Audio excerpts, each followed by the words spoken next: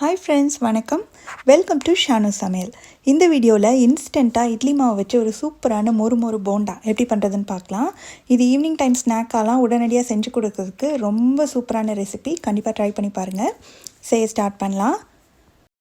First நான் இந்த mixie ஜாரில் 1 டீஸ்பூன் அளவுக்கு மிளகாத்தூளும் 3 சின்ன பல் பூண்டை இந்த மாதிரி வெட்டி சேர்த்து இதை லேசாக தண்ணி சேர்த்து நல்லா நைஸாக அரைச்சி எடுத்துகிட்டு வந்துடணும்.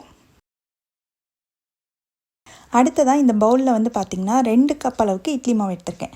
இந்த மாவு கரெக்டான அளவு புளிப்புள்ள மாவாக இருக்கணும். ரொம்ப புளிச்ச மாவை எடுத்துக்காதீங்க. இது கூட 1 டேபிள் ஸ்பூன் அளவுக்கு அரிசி மாவு, அப்புறம் 1 டேபிள் ஸ்பூன் அளவுக்கு ரவை, அப்புறமா நம்ம அரைச்சோம் இல்லையா பூண்டு மிளகாத்தூள், அதையும் இதில் சேர்த்துடலாம். சேர்த்து நல்லா கலந்துக்கணும்.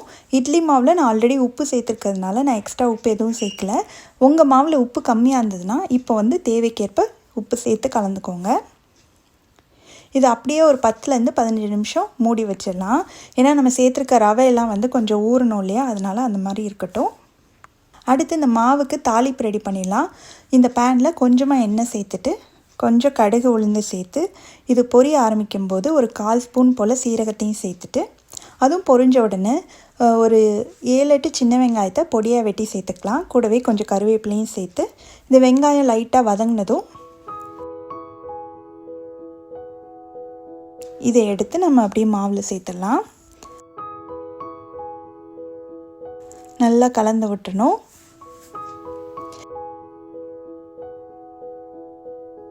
இந்த அளவு திக்னஸில் இருக்கணும். சப்போஸ் உங்களுக்கு இன்னும் மாவு ரொம்ப கெட்டியாக இருந்தது அப்படின்னா கொஞ்சமாக தண்ணி சேர்த்துக்கோங்க.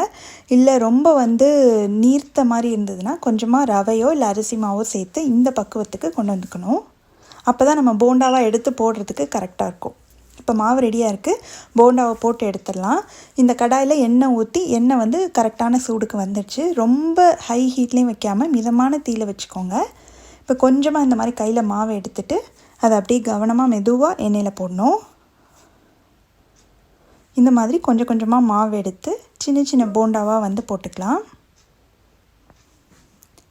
மிதமான தீயிலே வச்சு நம்ம எதுவுமே கிளறியே விட வேண்டாம். போண்டாவாக அப்படியே நல்லா மேலே எலும்பி வரும் இந்த மாதிரி. அப்போ மெதுவாக திருப்பி விட்டுக்கணும். இந்த மாதிரி மிதமான தீயிலேயே வச்சு எல்லா பக்கமும் நல்ல கோல்டன் ப்ரௌன் ஆகி நல்லா பார்க்குறதுக்கே இந்த மாதிரி கிறிஸ்பியாக வந்த உடனே எண்ணெயை வடிச்சிட்டு எடுத்துடலாம்.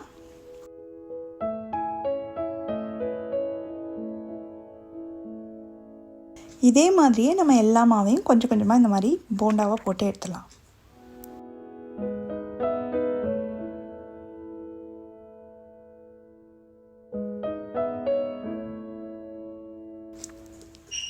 எல்லா போண்டாவும் ரெடி ஆயிடுச்சு. இப்போ நான் பிச்சு காட்டுறேன் பாருங்கள். வெளியில் அவ்வளோ மொறுன்னு இருக்குது, உள்ளே நல்லா சாஃப்டாக இருக்குது. நம்ம பூண்டெல்லாம் சேர்த்து பண்ணிக்கிறதுனால அந்த ஃப்ளேவர் ரொம்பவே நல்லாயிருக்கும். இது அப்படியே சாப்பிட்லாம். அப்படி இல்லாட்டி நீங்கள் தேங்காய் சட்னி இல்லாட்டி புதினா சட்னி அந்த மாதிரி சட்னி வச்சு சாப்பிட்றதுக்கும் ரொம்ப டேஸ்டியாக இருக்கும். ரொம்ப ஈஸியாக பண்ணக்கூடிய இட்லி மாவு போண்டா நீங்களும் வீட்டில் ட்ரை பண்ணி பார்த்துட்டு எப்படி வந்ததுன்ற கமெண்ட்ஸை மறக்காமல் ஷேர் பண்ணுங்கள். தேங்க்ஸ் ஃபார் வாட்சிங்.